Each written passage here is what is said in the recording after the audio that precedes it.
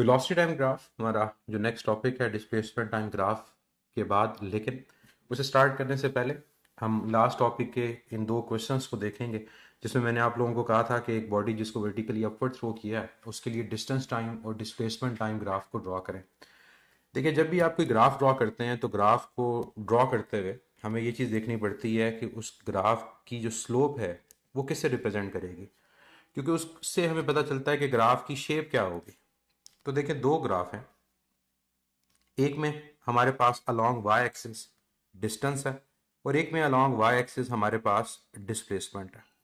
अब दोनों पॉइंट्स आप लोगों को पता है कि जो ग्राफ हमारा डिस्टेंस का और टाइम का होता है उस ग्राफ की स्लोप हमें स्पीड की इंफॉर्मेशन देती है, और अगर हमारा ग्राफ डिस्प्लेसमेंट और टाइम का होगा तो उस ग्राफ की जो स्लोप होगी वो हमें इंफॉर्मेशन वेलोसिटी की देगी।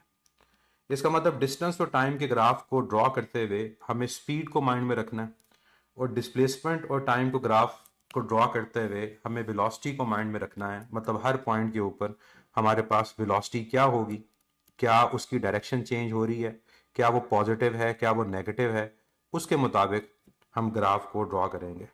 तो देखते हैं आप लोगों ने अगर ग्राफ ड्रॉ किए हैं तो आपके आंसर करेक्ट हैं या उनमें कोई गलती है।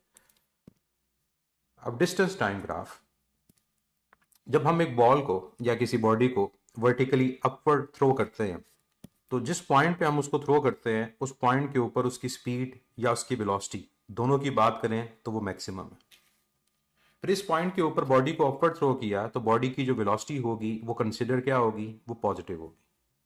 इसका मतलब ये है कि जो स्टार्टिंग पॉइंट, इस पॉइंट को मैं अगर नाम दे दूं कि ये पॉइंट मेरे पास ए है, तो इस पॉइंट ए के ऊपर हमारी स्पीड और वेलोसिटी दोनों मैक्सिमम है।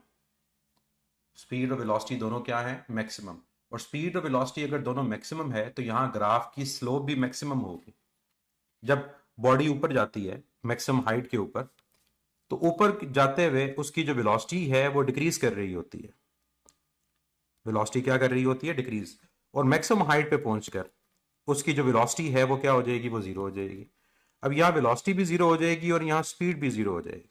और उसके बाद जब बॉडी ने वापस ग्राउंड की तरफ आना है तो नीचे आते हुए उसकी स्पीड इंक्रीज करेगी, वेलोसिटी भी इंक्रीज करेगी, लेकिन नीचे आते हुए वेलोसिटी को क्या लेंगे, वो नेगेटिव लेंगे।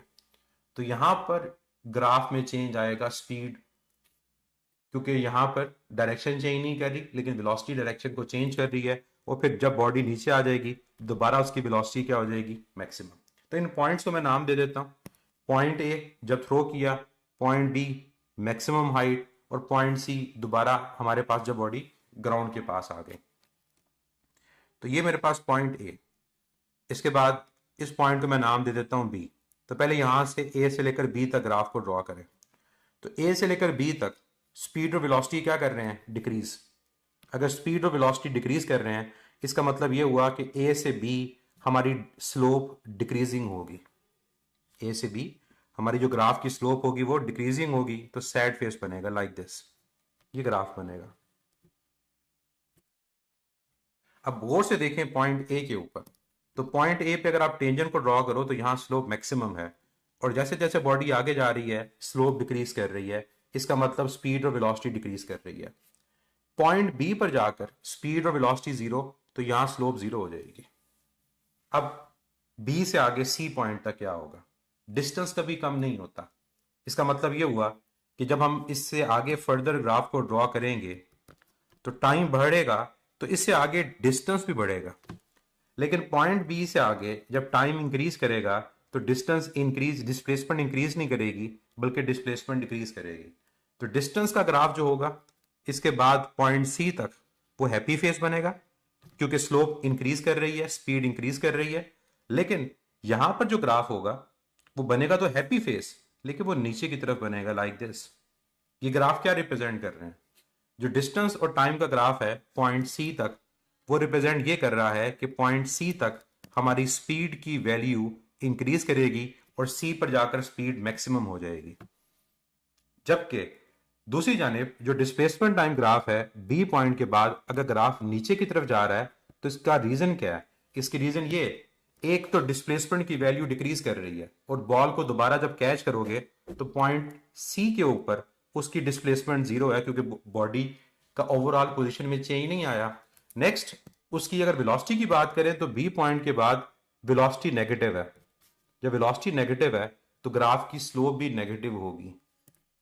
तो यहां पर अगर आप देखो तो ये ग्राफ फर्स्ट क्वाड्रेंट के अंदर है, 0 से ग्रेटर 90 से लेटर, यहां स्लोप पॉजिटिव है, वेलोसिटी पॉजिटिव है। लेकिन आफ्टर पॉइंट बी अगर मैं यहां पर टेंजेंट को ड्रॉ करता हूं तो मेरा जो एंगल है वो 90 से ग्रेटर है, 180 से लेसर है, यहां पर स्लोप नेगेटिव, मतलब वेलोसिटी क्या है, वो नेगेटिव है। तो ये दो ग्राफ हमारे पास बनेंगे, डिस्टेंस का और डिस्प्लेसमेंट का। तो ग्राफ को हमेशा देखना है कि जिस चीज के लिए ग्राफ हम ड्रॉ कर रहे हैं उस पर डिफरेंट पॉइंट्स के लिए वो वेरिएबल्स क्या हैं। तो डिस्टेंस टाइम ग्राफ दोबारा सुन लें, ए से लेकर बी तक डिस्टेंस बढ़ रहा है, स्पीड कम हो रही है। तो ए से बी तक टाइम बढ़ रहा है, डिस्टेंस बढ़ रहा है। अब स्पीड कैसे कम होगी, स्लोप डिक्रीज कर रही है। लेकिन बी से सी जब बॉल ने वापस नीचे की तरफ आना है, डिस्टेंस मजीद बढ़ेगा क्योंकि डिस्टेंस कभी नेगेटिव नहीं होता, डिस्टेंस कभी कम नहीं होता। तो बी से सी बॉल जब दोबारा हमारे तरफ आ रही है तो डिस्टेंस इंक्रीज करेगा, इसका मतलब ग्राफ फर्दर अपवर्ड जाएगा। और नीचे आते हुए स्पीड इंक्रीज करेगी, तो नीचे आते हुए स्पीड इंक्रीज करेगी तो यहां पर देखो स्लोप क्या कर रही है, इंक्रीज कर रही है। तो ए से B speed is decreasing, at point B speed is zero, and B to C speed is again increasing. तो ये हमारे दो ग्राफ बनेंगे। टुवर्ड्स सी बिल्कुल वेलोसिटी इंक्रीज करेगी और नेगेटिव, और ये नजर भी आ रहा है यहां पर ग्राफ की स्लोप बढ़ रही है तो वेलोसिटी की वैल्यू नेगेटिव है लेकिन इंक्रीज कर रही है। ऊपर जाते हुए वेलोसिटी की वैल्यू पॉजिटिव है लेकिन डिक्रीज कर रही है, और मैक्सिमम हाइट पे वेलोसिटी क्या है, वो जीरो है। 9.8 का यूनिफॉर्म चेंज वो वेलोसिटी में आएगा, उस चीज को हम रिप्रेजेंट वेलोसिटी ग्राफ में देखेंगे, डिस्प्लेसमेंट में नहीं देखेंगे। नेक्स्ट हमारा जो टॉपिक है that is velocity time graph. बहुत सारी चीजें कॉमन है, अगर हमें डिस्प्लेसमेंट टाइम ग्राफ समझ आ गया तो वेलोसिटी टाइम ग्राफ हमारे लिए चैलेंज नहीं होगा। बेसिक चीज से स्टार्ट करते हैं कि वेलोसिटी टाइम ग्राफ में जो ग्राफ की स्लोप है वो हमें क्या इंफॉर्मेशन देती है। तो हमें इसका आंसर पता है कि ग्राफ की स्लोप हो या ग्राफ का ग्रेडियंट हो, ये हमें क्या इन्फॉर्मेशन देता है, ये हमें इन्फॉर्मेशन एक्सेलेरेशन के बारे में देता है। एक्सेलेरेशन की मैग्नीट्यूड भी और एक्सेलेरेशन के साइन भी, यानी एक्सेलेरेशन बढ़ रही है, कम हो रही है, कांस्टेंट है, और ये भी बताएगा क्या एक्सेलेरेशन पॉजिटिव है या नेगेटिव है। दूसरी इंफॉर्मेशन जो वेलोसिटी टाइम ग्राफ से हमें मिलती है वो मिलती है एरिया अंडर द ग्राफ। जो ग्राफ का एरिया होगा वो हमें क्या रिप्रेजेंट करेगा। अब इसमें दो आंसर होते हैं कि जो वेलोसिटी टाइम ग्राफ है इसका एरिया हमें डिस्टेंस की इंफॉर्मेशन भी दे सकता है, और इस ग्राफ का एरिया हमें डिस्प्लेसमेंट की इंफॉर्मेशन भी दे सकता है। अब दोनों को मैं एक्सप्लेन करूंगा। नॉर्मली जब ये क्वेश्चन पूछा जाता है तो हमारा जो आंसर होता है वो ये होता है कि हमें टोटल डिस्टेंस की इंफॉर्मेशन देता है, because distance, displacement is also a distance. Displacement distance है लेकिन एक पर्टिकुलर डायरेक्शन में। तो जब वो बुक में लिखता है ना कि area under velocity time graph हमें वो डिस्टेंस बताता है, तो वो गलत नहीं लिखता, क्योंकि उसका मतलब वो एक्सप्लेन थोड़ी कर रहा है, वो थोड़ी ग्राफ साथ बना हुआ है जिसको वो एक्सप्लेन कर रहा है कि इस पर्टिकुलर ग्राफ के अंदर हमें क्या इन्फॉर्मेशन मिल रही है। दोनों चीजें हम फाइंड कर सकते हैं। तो एरिया अंडर द ग्राफ हमें क्या इन्फॉर्मेशन देता है कि हमें टोटल जो डिस्टेंस होगा उसकी इंफॉर्मेशन देगा। अब ये जो टोटल डिस्टेंस है, क्या ये सिर्फ और सिर्फ एज अ स्केलर डिस्टेंस को रिप्रेजेंट कर रहा है, या उस डिस्टेंस के साथ उसकी डायरेक्शन के बारे में भी इंफॉर्मेशन देता है, मतलब डिस्प्लेसमेंट की। दो नीचे ग्राफ आपके पास बने हुए। अब इन दोनों ग्राफ को देखो, ये ग्राफ है बिटवीन वेलोसिटी एंड टाइम। अब ग्राफ को अगर मैं रीड करूं तो ग्राफ में ये हो रहा है कि टाइम जब बढ़ रहा है तो वेलोसिटी की जो वैल्यू है वो डिक्रीज कर रही है। इस पॉइंट पर आके वेलोसिटी जीरो हो गई है। इस पॉइंट के बाद फर्दर जब टाइम इंक्रीज कर रहा है, वेलोसिटी इंक्रीज तो हो रही है लेकिन अब वो नेगेटिव है। तो पहले वेलोसिटी क्या है, पॉजिटिव, और इस टाइम के बाद वेलोसिटी क्या हो गई है, नेगेटिव। दोनों ग्राफ के अंदर हमें ये इंफॉर्मेशन मिल रही है। अब हमें क्वेश्चन दिया जाता है कि डिस्टेंस क्या है और डिस्प्लेसमेंट क्या है। तो बड़ा सिंपल सा आंसर होगा, डिस्टेंस कभी नेगेटिव नहीं होता। जब हमने डिस्टेंस को कैलकुलेट करना है तो हमने सिंपली इन ट्राइंगल्स के एरिया को फाइंड करके इनका सम ले लेना। ये एरिया अंडर द ग्राफ है। तो अगर आप कहते हो कि जो ऊपर आपके पास ट्राइंगल है इसका एरिया A1 है और ये जो नीचे ट्राइंगल है इसका एरिया A2 है, तो अगर आप इस दोनों एरिया को ऐड कर देते हो A1 प्लस A2, मतलब साइन को इग्नोर कर देते हो, तो जो चीज आप कैलकुलेट कर रहे हो दैट इज डिस्टेंस, वो डिस्टेंस है। फर्स्ट करो ट्राइंगल का एरिया 20 है, 20 ऊपर 20 नीचे, तो 20 प्लस 20 आपका आंसर 40 आ जाएगा। या ट्राइंगल का ऊपर एरिया 20 है नीचे 10 है, तो 20 प्लस 10 आपका आंसर 30 आ जाएगा। लेकिन अगर हम डिस्प्लेसमेंट को कैलकुलेट कर रहे हैं तो डिस्प्लेसमेंट को कैलकुलेट करते हुए हम साइंस को इग्नोर नहीं करेंगे। क्या मतलब, हम अपर हाफ का जो एरिया है उसको पॉजिटिव और लोअर हाफ के एरिया को नेगेटिव लेंगे। मतलब अगर ये एरिया है A1 और ये एरिया A2, तो मैं अपर एरिया को पॉजिटिव लूंगा क्योंकि मेरे पास वहां y एक्सिस पॉजिटिव है, और लोअर एरिया को मैं क्या लूंगा, वो नेगेटिव लूंगा। तो जब इनका जो सम लूंगा, अब ये डिस्टेंस को शो नहीं करेगा, अब ये किस वेरिएबल को शो करेगा, अब ये डिस्प्लेसमेंट को शो करेगा। आई होप कि आपको क्लैरिटी हो गई होगी कि डिस्टेंस और डिस्प्लेसमेंट दोनों फाइंड हो सकते हैं अगर हम साइन इग्नोर कर दें। अगर हम साइन इग्नोर कर दें तो डिस्टेंस फाइंड होगा, और अगर हम साइन को इग्नोर ना करें तो फिर डिस्प्लेसमेंट फाइंड होगा।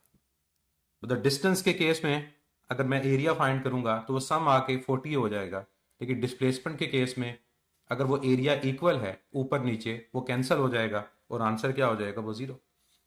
क्लियर? तो दोनों इंफॉर्मेशन देता है। और मैं फिर ये पार्ट रिपीट कर दूं कि जब बुक में ये लिखा जाता है कि एरिया अंडर द ग्राफ हमें वो डिस्टेंस की इंफॉर्मेशन देता है, तो वो डिस्टेंस डिस्प्लेसमेंट और डिस्टेंस दोनों को रिप्रेजेंट करता है, because displacement is also a distance but in particular direction. Clear? Same time के ऊपर एक चीज पॉजिटिव और नेगेटिव बिल्कुल नहीं हो सकती, तो कहां हो रही है बच्चे, यहां पर आप देखो इस टाइम के ऊपर ये मैं डिफरेंट मार्क कर रहा हूं, वैल्यू क्या है, पॉजिटिव है, और ये फर्दर आगे टाइम है, यहां वैल्यू क्या नेगेटिव है। तो सेम टाइम पे दो वैल्यूज तो नहीं है।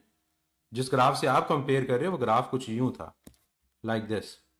यहां पर सेम टाइम के ऊपर जो वैल्यू थी वो पॉजिटिव भी थी और सेम टाइम पे वैल्यू नेगेटिव भी थी। ये पॉसिबल नहीं है। इस ग्राफ के बारे में कहेंगे कि ये इम्पॉसिबल है, क्योंकि सेम टाइम पे दो वैल्यूज नहीं है। नीचे वाले ग्राफ में सेम टाइम पे एक ही वैल्यू है, डिफरेंट वैल्यूज नहीं है। लेफ्ट साइड पे अगर आप देखें तो दो ग्राफ आपको नजर आ रहे हैं। इस ग्राफ को मैं मार्क कर देता हूं कि ये ग्राफ ए है और ये ग्राफ बी है। क्या दोनों ग्राफ की स्लोप के बारे में बता सकते हैं कि ग्राफ ए की स्लोप क्या है और ग्राफ बी की स्लोप क्या है? क्या आंसर आपके माइंड में आता है ए ग्राफ और बी ग्राफ के बारे में?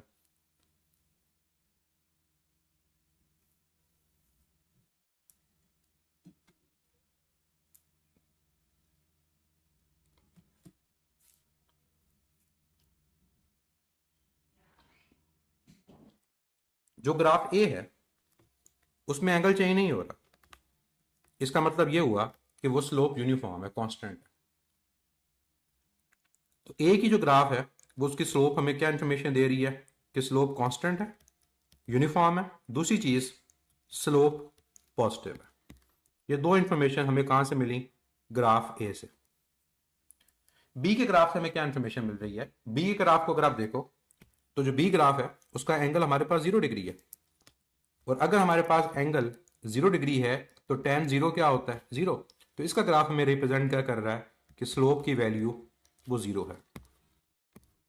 अब ये ग्राफ किसके है, ये ग्राफ हमारे पास एक्सेलेरेशन को रिप्रेजेंट कर रहे हैं। इसका मतलब ये हुआ कि जो ए ग्राफ है वो रिप्रेजेंट करेगा यूनिफॉर्म पॉजिटिव एक्सेलेरेशन को, यूनिफॉर्म पॉजिटिव एक्सेलेरेशन को, और जो बी ग्राफ है वो किसे रिप्रेजेंट करेगा, जीरो एक्सेलेरेशन को, कांस्टेंट वेलोसिटी को, या फिर यूनिफॉर्म वेलोसिटी को। तो दोनों में डिफरेंट है। तो बी ग्राफ और ए ग्राफ दोनों की शेप डिफरेंट, तो दोनों के आंसर्स भी डिफरेंट होंगे। मैं बी ग्राफ के बारे में ये कह सकता हूं कि जो बी ग्राफ है वहां पर वेलोसिटी या तो 0 है या फिर वहां वेलोसिटी क्या है, कांस्टेंट है। वेलोसिटी 0 है या वेलोसिटी कांस्टेंट है, तब एक्सेलेरेशन की वैल्यू क्या आ रही है, हमारे पास एक्सेलेरेशन की वैल्यू 0 आ रही है। लेकिन जो ए ग्राफ है, ए ग्राफ में वेलोसिटी कांस्टेंट नहीं है। क्या कांस्टेंट है, वेलोसिटी का चेंज कांस्टेंट है, क्योंकि यहां पर एक्सेलेरेशन कांस्टेंट है तो यहां वेलोसिटी का चेंज कांस्टेंट होगा, वेलोसिटी कांस्टेंट नहीं होगी। और वेलोसिटी का चेंज क्या होगा, वो पॉजिटिव होगा, जिसकी वजह से एक्सेलरेशन भी कांस्टेंट होगी और पॉजिटिव होगी। अब आ जाते हैं डिफरेंट ग्राफ की शेप्स के ऊपर, और ये तमाम शेप्स वही हैं जो हम लोगों ने डिस्प्लेसमेंट टाइम में डिस्कस की थी। तो एक तरह से आपकी अब रिवीजन होने लगी है। कुछ आंसर आप लोग देंगे, कुछ आंसर मैं साथ शेयर कर रहा हूँ, और इसी तरह से हमारा ये टॉपिक कंप्लीट हो जाएगा। फर्स्ट ग्राफ से स्टार्ट करते हैं। फर्स्ट ग्राफ क्या रिप्रेजेंट कर रहा है, वेलोसिटी के बारे में। फर्स्ट ग्राफ वेलोसिटी के बारे में क्या इंफॉर्मेशन दे रहा है, टाइम बढ़ रहा है लेकिन वेलोसिटी की वैल्यू चेंज नहीं हो रही। तो फर्स्ट ग्राफ हमें ये इंफॉर्मेशन दे रहा है कि वेलोसिटी की जो वैल्यू है दैट इज कांस्टेंट। वेलोसिटी की वैल्यू कांस्टेंट है, या फिर आप इसको कहो कि वेलोसिटी की वैल्यू यूनिफॉर्म है। व्हाट अबाउट एक्सेलेरेशन, एक्सेलेरेशन के बारे में क्या कहोगे। अगर वेलोसिटी कांस्टेंट है, एक्सेलेरेशन के बारे में आप कहोगे कि एक्सेलेरेशन की वैल्यू वो जीरो है, क्योंकि वेलोसिटी कांस्टेंट तो वेलोसिटी का चेंज जीरो।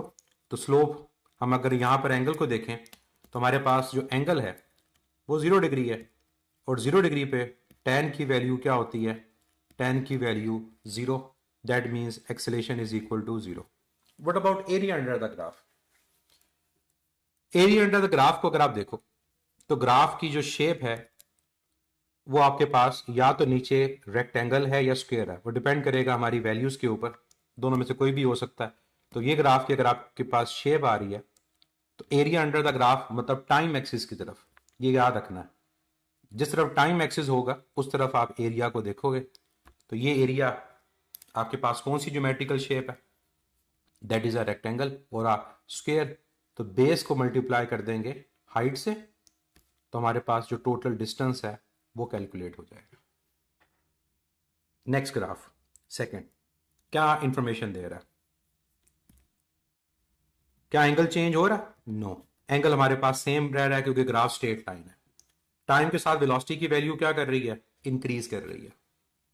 तो हम यहां पर लिखेंगे वेलोसिटी के बारे में कि velocity is increasing uniformly, velocity is increasing uniformly, मतलब चेंज इन वेलोसिटी जो है अब वो नॉन जीरो है, और चेंज इन वेलोसिटी क्या है इसके अलावा, वो पॉजिटिव है, क्योंकि वेलोसिटी बढ़ रही है तो चेंज पॉजिटिव आएगा। एंगल के बारे में क्या इंफॉर्मेशन देंगे, एंगल हमारे पास रह रहा है सेम, एंगल कांस्टेंट रह रहा है। अगर एंगल कांस्टेंट रह रहा है दैट मीन्स हमारी जो स्लोप की वैल्यू है वो भी क्या रह रही है, वो कांस्टेंट रह रही है। अगर स्लोप कांस्टेंट है तो इसका मतलब हमारी एक्सेलरेशन की वैल्यू भी कांस्टेंट है। क्या स्लोप पॉजिटिव है नेगेटिव है, एंगल को देखें तो ये आपका जो एंगल है यहाँ पर ये 0 से ग्रेटर है, 90 से लेसर है, इसका मतलब स्लोप कांस्टेंट के अलावा स्लोप पॉजिटिव है, स्लोप कांस्टेंट के अलावा स्लोप पॉजिटिव है। तो एक्सेलेरेशन की इंफॉर्मेशन में पता चल गई कि एक्सेलेरेशन क्या है, acceleration is uniform and constant, या पॉजिटिव एंड यूनिफॉर्म, जो भी आप यूज करना चाहो टर्म यूज कर सकते हो। एरिया की बात करते हैं। अब ग्राफ के नीचे एरिया कौन सी ज्योमेट्रिकल शेप बन रहा है, अब यहां पर हमें वो ज्योमेट्रिकल शेप वाला कॉन्सेप्ट यूज करना है। यहां ट्राइंगल बन रही है, यहां पर जब आप टाइम एक्सिस की तरफ एरिया फाइंड करोगे तो ये ट्राइंगल है, और ट्राइंगल का एरिया आपको पता है किसके इक्वल है, half time base into height. तो ये हमारा टोटल डिस्टेंस रिप्रेजेंट होगा। एक चीज जिसका ख्याल रखना है आपने ग्राफ्स को सॉल्व करते हुए, यूनिट्स का। कई दफा एग्जामिनर आपको यूनिट्स में कंफ्यूज करता है, क्वेश्चन आपको लगता है बहुत आसान है, यूनिट्स में गलती कर देते हैं। तो यूनिट्स का देखना है कि यूनिट क्या प्रॉपर है। फर्स्ट करो मैं जो वेलोसिटी है वो मीटर पर सेकंड में दे दूं और टाइम को मिनट में दे दूं, टाइम को मिनट में, तो फिर हमें क्या करना पड़ेगा, हमें फिर कन्वर्ट करना पड़ेगा मिनट को सेकंड में, और फिर आंसर करेक्ट आएगा डिस्टेंस का। अगर हम जल्दी में बस हाफ बेस इनटू हाइट कर देंगे हमारा आंसर गलत हो जाएगा। तो इस चीज को आप लोगों ने माइंड में रखना है। जो थर्ड ग्राफ है उसको रीड करें तो टाइम बढ़ रहा है, अब वेलोसिटी की वैल्यू डिक्रीज कर रही है। बताएं वेलोसिटी पॉजिटिव है नेगेटिव है, थर्ड ग्राफ के अंदर टाइम बढ़ रहा है, वेलोसिटी डिक्रीज कर रही है, वेलोसिटी पॉजिटिव है नेगेटिव है, मेजॉरिटी का आंसर गलत है, वेलोसिटी पॉजिटिव है बच्चे। वेलोसिटी पॉजिटिव है, ये जीरो है, और ये तमाम जो वैल्यूज हैं जीरो से ऊपर है, जीरो से ऊपर तमाम वैल्यूज पॉजिटिव होती हैं। वेलोसिटी पॉजिटिव है, वेलोसिटी का चेंज नेगेटिव है क्योंकि वेलोसिटी डिक्रीज कर रही है।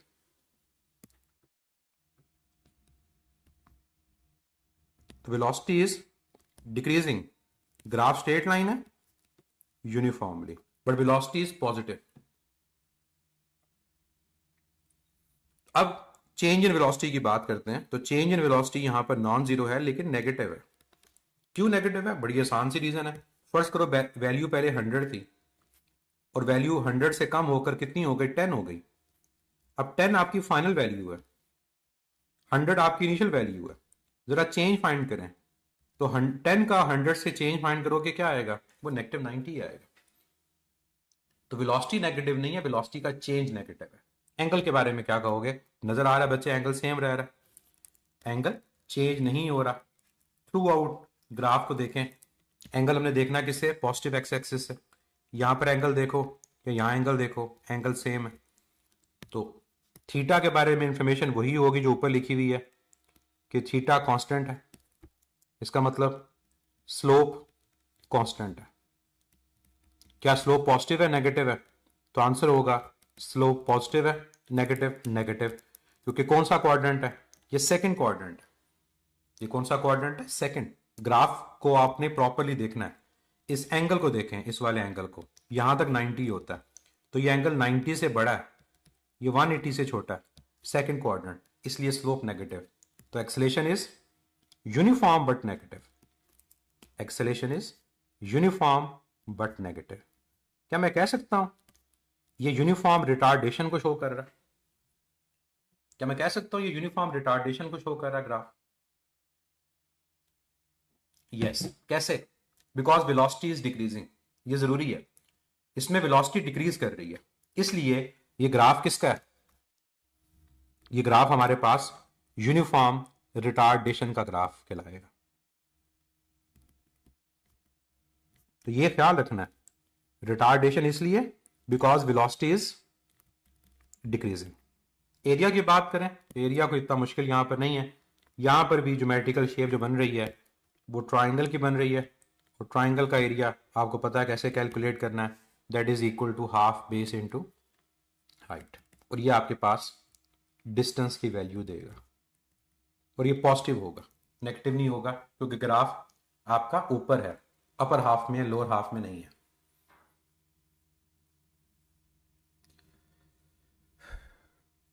बच्चे सेकंड ग्राफ के अंदर वेलोसिटी इंक्रीज कर रही है, थर्ड ग्राफ में वेलोसिटी डिक्रीज कर रही है। दोनों चीजों को क्यों मिक्स कर रहे हो? टाइम बढ़ रहा है, वेलोसिटी डिक्रीज कर रही है, ग्राफ नीचे की तरफ जा रहा है, तो ग्राफ को प्रॉपर्ली रीड करना है, दोनों को मिक्स नहीं करना।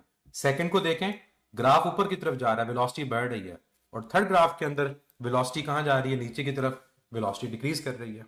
किस तरह से मैं कह सकता हूं कि थर्ड ग्राफ के अंदर वेलोसिटी जो है वो इंक्रीज कर रही है? अब फोर्थ ग्राफ में आ जाओ। फोर्थ ग्राफ और फिफ्थ ग्राफ दोनों कर्व हैं, दोनों के अंदर मैं यही बात करूंगा कि दोनों के अंदर एक चीज लिखेंगे कि वेलोसिटी बढ़ तो रही है लेकिन non uniformly, velocity is increasing but non uniformly. यहां भी ये लिखूंगा, velocity is increasing but non uniformly. Change की बात करें तो चेंज दोनों के अंदर नॉन जीरो होगा और पॉजिटिव होगा, क्योंकि वेलोसिटी में इंक्रीज है, नॉन जीरो और पॉजिटिव। अब बारी है स्लोप की। क्या एंगल बढ़ रहा है, कम हो रहा? क्या एंगल बढ़ रहा है या कम हो रहा? पहले ग्राफ में अगर आप देखो तो एंगल आपका इंक्रीज कर रहा, क्योंकि पहला एंगल आपका 0 के करीब है, दूसरा एंगल 90 के करीब है, हैप्पी फेस, स्लोप इंक्रीजिंग है। पांचवें ग्राफ के अंदर देखो तो आपका जो एंगल है वो डिक्रीज कर रहा है, एंगल डिक्रीज कर रहा है, सैड फेस है, डिक्रीजिंग स्लोप है। लेकिन दोनों में देखो एंगल को, तो दोनों के एंगल फर्स्ट क्वाड्रेंट के अंदर है, 0 से ग्रेटर है, 90 से लेसर है, इसका मतलब दोनों के अंदर स्लोप क्या है? पॉजिटिव है। तो फोर्थ और फिफ्थ के अंदर एंगल के बारे में इंफॉर्मेशन क्या आएगी? फोर्थ के अंदर आपका जो एंगल है वो इंक्रीज कर रहा है, फिफ्थ के अंदर आपका जो एंगल है वो डिक्रीज कर रहा है। एंगल इंक्रीज का मतलब यहां पर क्या है, आप यहां पर लिखोगे कि एंगल जो है आपका वो शिफ्ट हो रहा है 0 डिग्री से 90 डिग्री की तरफ, और फिफ्थ ग्राफ में वो 90 डिग्री से 0 डिग्री की तरफ शिफ्ट हो रहा है। स्लोप के बारे में, अगर एंगल इंक्रीज कर रहा है 90 की तरफ, स्लोप बढ़ेगी। अगर एंगल डिक्रीज कर रहा है 0 की तरफ, स्लोप डिक्रीज करेगी, क्योंकि tan की वैल्यू डिक्रीज करेगी। फर्स्ट क्वाड्रेंट है, तो फर्स्ट क्वाड्रेंट के अंदर हमारी स्लोप क्या होगी, दोनों केसेस में पॉजिटिव होगी। अब आप एक्सेलेरेशन के बारे में इंफॉर्मेशन लिखो। एक्सेलेरेशन क्या होगी, तो फोर्थ ग्राफ में आप एक्सेलेरेशन के बारे में कहोगे कि acceleration is positive, acceleration is positive, acceleration is increasing, but acceleration is variable, क्योंकि यूनिफॉर्म चेंज नहीं है, चेंज हो रही है एक्सेलेरेशन। और फिफ्थ ग्राफ में क्या लिखोगे, acceleration is positive, decreasing but variable, क्योंकि वेलोसिटी का चेंज अगर इक्वल नहीं है तो हम इसको यूनिफॉर्म एक्सेलेरेशन नहीं बोलेंगे। तो ये 3 इंफॉर्मेशन हमें मिली, इनमें से जो चीज डिफरेंट है दोनों के अंदर वो ये वाला पॉइंट है बस, बाकी दोनों चीजें सिमिलर है। अब यहां एरिया की बात करते हैं। जब ग्राफ कर्व होता है ना, तो फिर आपकी ज्योमेट्रिकल शेप अगर तो उसने लिखी हो कि वो सेमी सर्कुलर है या सर्कल का फोर्थ पार्ट है, फिर तो ठीक है। लेकिन अगर सिंपल ग्राफ ड्रॉ हुआ है कर्व, तो फिर हम उसको डायरेक्ट किसी फार्मूला से सॉल्व नहीं कर सकते, और इससे रिलेटेड फिर एमसीक्यूज भी नहीं आते, क्योंकि ऐसे केसेस में आपको पूरे ग्राफ को स्मॉल पैचेस में डिवाइड करना पड़ता है, और फिर तमाम पैचेस का एरिया कैलकुलेट करते हो। तो जो भी आपके पास फिर टोटल एरिया बनेगा तमाम पैचेस का ऐड करने के बाद, वो एरिया रिप्रेजेंट करेगा टोटल डिस्टेंस को। फिफ्थ ग्राफ में वेलोसिटी डिक्रीज होनी चाहिए, क्यों बच्चे डिक्रीज होनी चाहिए, जरा मुझे रीजन भी तो बताएं। फिफ्थ ग्राफ में वेलोसिटी क्यों डिक्रीज होगी, और भी शायद किसी बच्चे को कंफ्यूजन हो, फिफ्थ ग्राफ में वेलोसिटी क्यों डिक्रीज कर रही है। वेलोसिटी की वैल्यू तो बढ़ रही है, ग्राफ ऊपर की तरफ जा रहा है, ग्राफ में पॉइंट्स को लो और फिर उन पे वैल्यूज को मार्क करो, तो वैल्यू बढ़ेगी, कम नहीं होगी।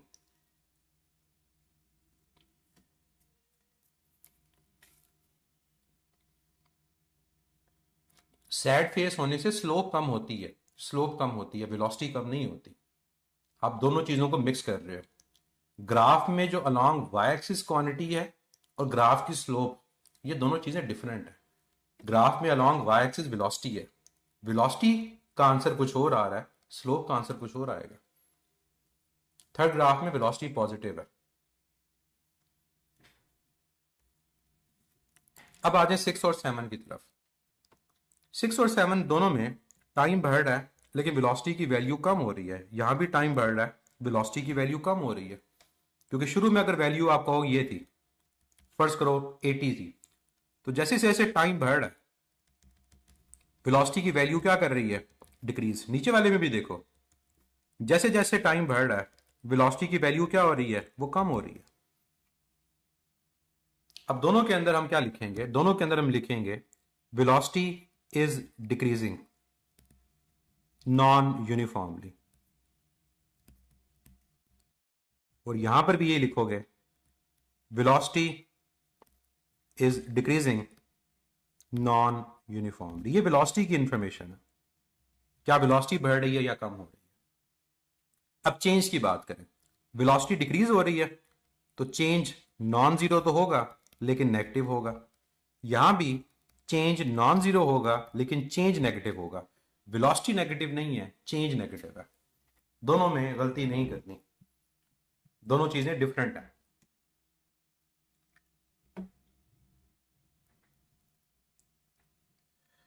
अब आपके पास आ जाए इनकी एक्सेलेरेशन के बारे में। एक्सेलेरेशन के बारे में इंफॉर्मेशन कैसे पता चलेगी, स्लोप से। अब स्लोप की इंफॉर्मेशन आप यहां पर क्या ड्रॉ करेंगे, टेंजेंट। अब मैं यहां पर टेंजेंट को ड्रॉ करूं और यहां टेंजेंट को ड्रॉ करूं, जरा गौर से इस एंगल को देखें। ये एंगल 180 के करीब है और बाद में एंगल आपका 90 की तरफ आ गया, तो एंगल डिक्रीज कर रहा है 90 की तरफ, तो फिर ये हैप्पी फेस है, स्लोप इंक्रीज करेगी। नीचे वाले ग्राफ के अंदर अगर आप टेंजेंट को ड्रॉ करो तो पहले आपका एंगल 90 के करीब है और फिर आपका एंगल 180 के करीब है। एंगल बढ़ रहा है लेकिन 180 की तरफ बढ़ रहा है, तो आपकी स्लोप क्या करेगी दोनों केसेस में? दोनों केसेस में स्लोप की वैल्यू डिक्रीज करेगी। फिर कौन सा क्वाड्रेंट है? दोनों में देखो क्वाड्रेंट को। पहले में देखें, वहां भी सेकंड क्वाड्रेंट है क्योंकि 90 से बड़ा है, 180 से छोटा है, और यहां पर भी 90 से बड़ा है, 180 से छोटा है। तो लिखते हैं इनके आंसर। एंगल क्या कर रहा है? एंगल आपके पास यहां पर डिक्रीज कर रहा है, लेकिन डिक्रीज किसकी तरफ कर रहा है? एंगल आपका बेसिकली 180 डिग्री से शिफ्ट होकर 90 की तरफ आ रहा है। अब एंगल डिक्रीज कर रहा है लेकिन 90 की तरफ, और 90 की तरफ tan की वैल्यू बढ़ती है तो स्लोप इंक्रीज करेगी। स्लोप पॉजिटिव है नेगेटिव है? सेकंड क्वाड्रेंट है, स्लोप नेगेटिव है। तो what about acceleration? Acceleration is negative, acceleration is increasing, and acceleration is variable. नीचे वाले ग्राफ को देखो। नीचे वाले ग्राफ में आपका जो एंगल है वो इंक्रीज कर रहा है, लेकिन किस तरफ इंक्रीज कर रहा है? वो 90 से 180 की तरफ जा रहा है, और 180 की तरफ tan की वैल्यू डिक्रीज करती है, तो स्लोप की वैल्यू क्या करेगी? वो डिक्रीज करेगी, और स्लोप नेगेटिव होगी क्योंकि सेकंड क्वाड्रेंट बन रहा है। तो अबाउट एक्सेलेरेशन, एक्सेलेरेशन के बारे में क्या कहेंगे?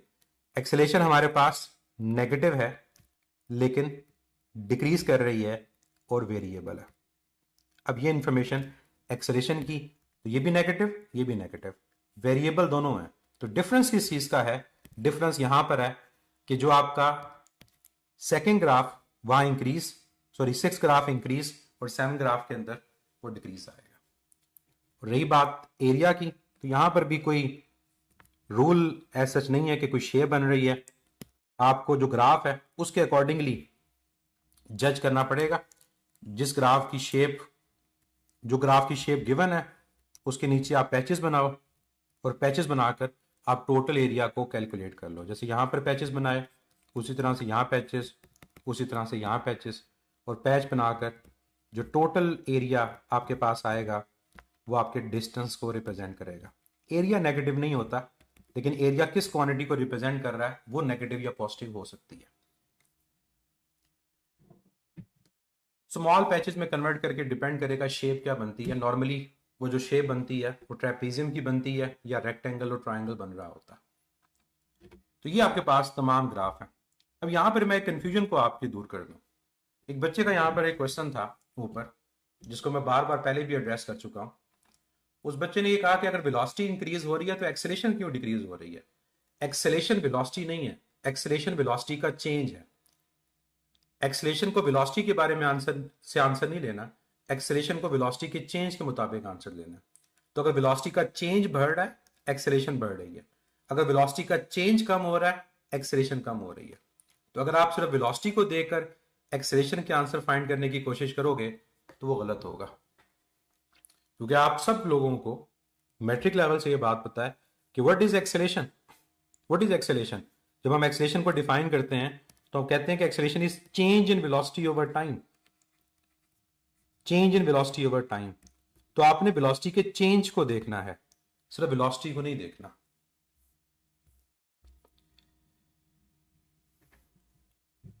अब दो सिंपल से मेरे क्वेश्चंस आप लोगों से एक तरह से चीजों को रिवाइज करने के लिए, कि जो डिस्टेंस और टाइम का ग्राफ होगा उसकी स्लोप हमें क्या रिप्रेजेंट करेगी? Distance time graph, distance time graph की स्लोप हमें रिप्रेजेंट करेगी स्पीड को।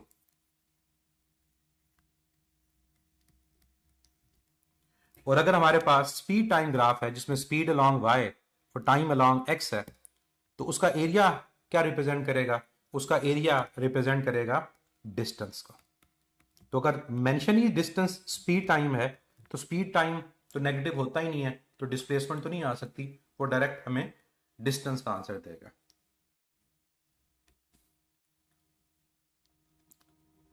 अब आपके लिए एक क्वेश्चन, जो कल वाला डिस्प्लेसमेंट टाइम ग्राफ का ग्राफ था उसी से रिलेटेड ये क्वेश्चन है। कल हमने ड्रॉ किए डिस्टेंस और डिस्प्लेसमेंट टाइम ग्राफ। अब आपने उसी केस के लिए कि बॉडी को वर्टिकली अपवर्ड थ्रो किया, बॉडी थ्रो वर्टिकली अपवर्ड। अब आपने जो ग्राफ ड्रॉ करने हैं वो स्पीड टाइम, वेलोसिटी टाइम और एक्सेलेरेशन टाइम ड्रॉ करने हैं। इन तीनों के ग्राफ की शेप क्या होगी?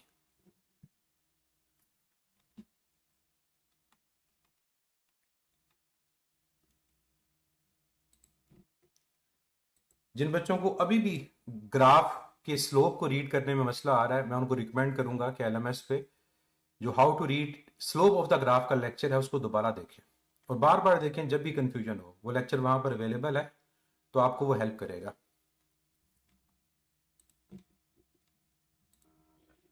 3 ग्राफ बच्चे हमने ड्रॉ करने, वन बाय वन तीनों को देखते हैं। सबसे पहले हमारे पास जो है वो स्पीड टाइम ग्राफ, उसके बाद वेलोसिटी टाइम, और थर्ड हमारा जो ग्राफ होगा वो एक्सेलेरेशन टाइम होगा। स्पीड नेगेटिव नहीं होती, पहली बात। इसका मतलब जब 4 ग्राफ ड्रॉ हुए हैं तो स्पीड को आइडेंटिफाई करना बड़ा आसान है। एक चीज कि स्पीड नेगेटिव नहीं होती, तो स्पीड का वो वाला ग्राफ करेक्ट होगा जो नेगेटिव हाफ में नहीं है। वेलोसिटी नेगेटिव हो सकती है, एक्सेलेरेशन नेगेटिव हो सकती है। इसका मतलब यहां पर हमें चेक करना पड़ेगा कि नेगेटिव हाफ में ग्राफ कौन से हैं। अब जरा one by one in graph को देखिएगा और समझें साथ साथ, ताकि अगर कहीं गलती कर रहे हैं तो वो रेक्टिफाई हो। तो first graph is between speed and time. जब बॉल को हमने अपवर्ड थ्रो किया था, तो जो पॉइंट हमारे पास ए है, यहां पर स्पीड की वैल्यू मैक्सिमम है।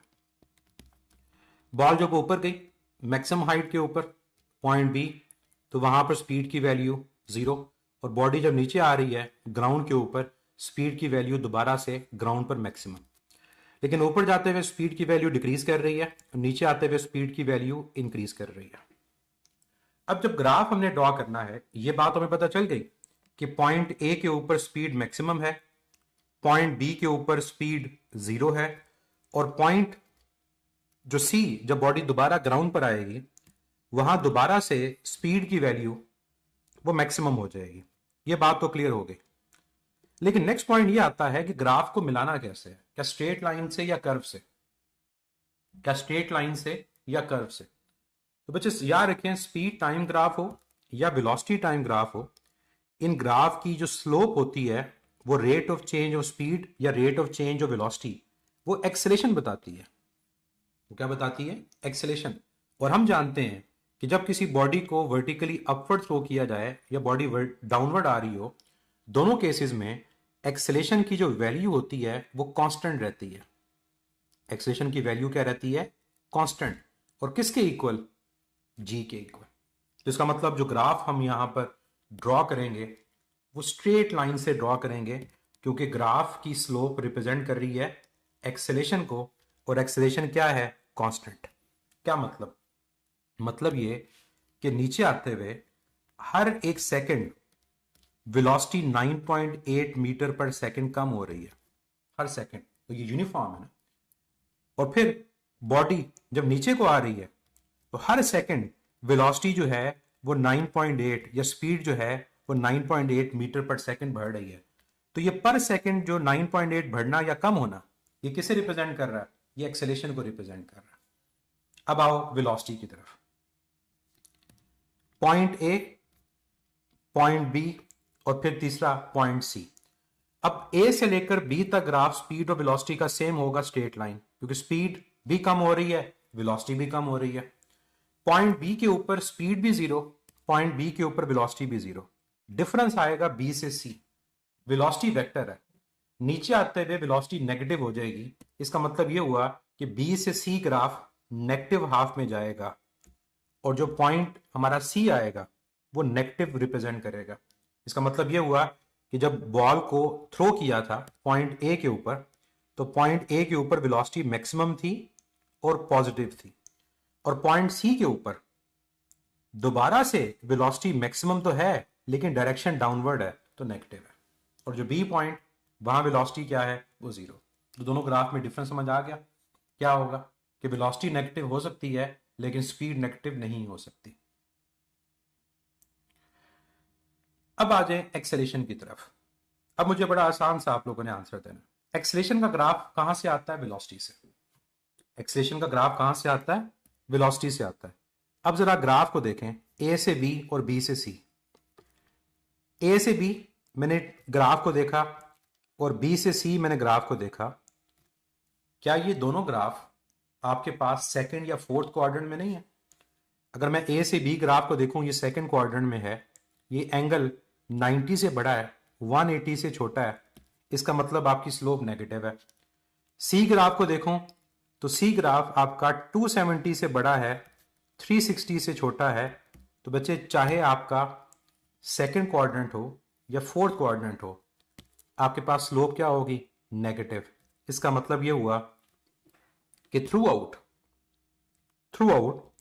ए पॉइंट, बी पॉइंट और सी पॉइंट एक्सेलेरेशन कांस्टेंट तो है लेकिन नेगेटिव है। तो एक्सेलेरेशन थ्रू आउट क्या है बच्चे?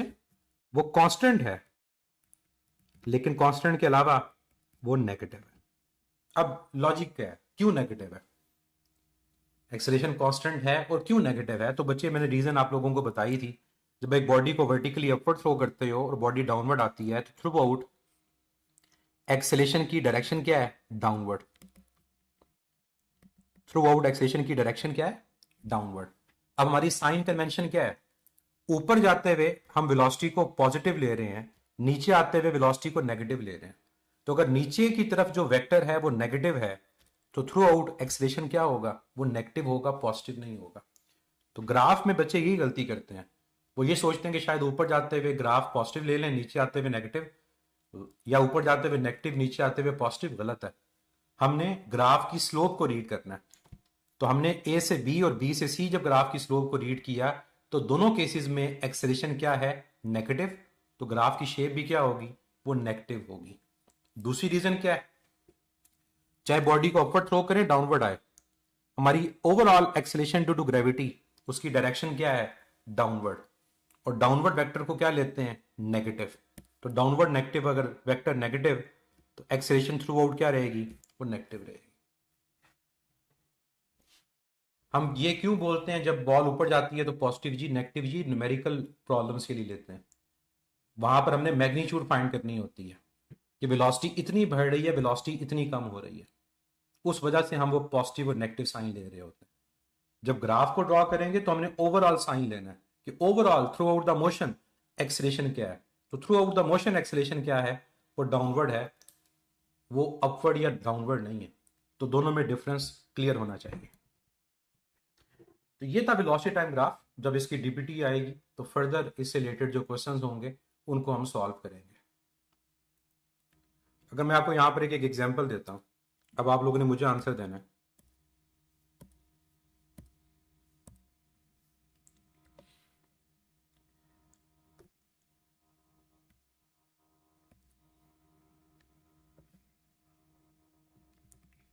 और ये भी क्लियर हो गया कि हम वहां जो साइन पॉजिटिव ले रहे हैं, नेगेटिव ले रहे हैं, पॉजिटिव 9.8 और नेगेटिव 9.8, उसकी क्या लॉजिक है, क्यों वो पॉजिटिव और नेगेटिव लिया जाता है।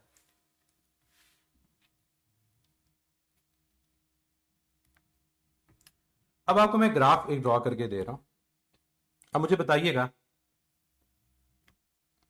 कि ये जो ग्राफ है, इस ग्राफ के लिए एक्सेलेरेशन का ग्राफ कैसा होगा। तो ये बच्चे का जो क्वेश्चन था उससे रिलेटेड है कि अगर एक बॉडी को हम डाउनवर्ड थ्रो करें, कि फर्स्ट को ये बॉल है, इसको मैंने डाउनवर्ड थ्रो किया, इसका मतलब थ्रो करते हुए भी हमारी जो वेलोसिटी है वो मैक्सिमम है, लेकिन नीचे की तरफ है तो नेगेटिव है। नीचे की तरफ है तो वेलोसिटी नेगेटिव है। तो अगर इस तरह का ग्राफ आपके पास बनाया जाए, अब इसके लिए एक्सेलेरेशन का ग्राफ क्या होगा।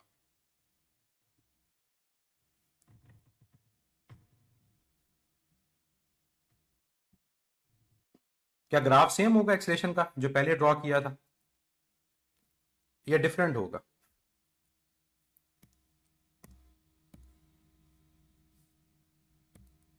क्या सेम होगा या डिफरेंट होगा? पहले तो आंसर ये दें। कॉपी पेस्ट कर लें उसको या नहीं? डिफरेंट है।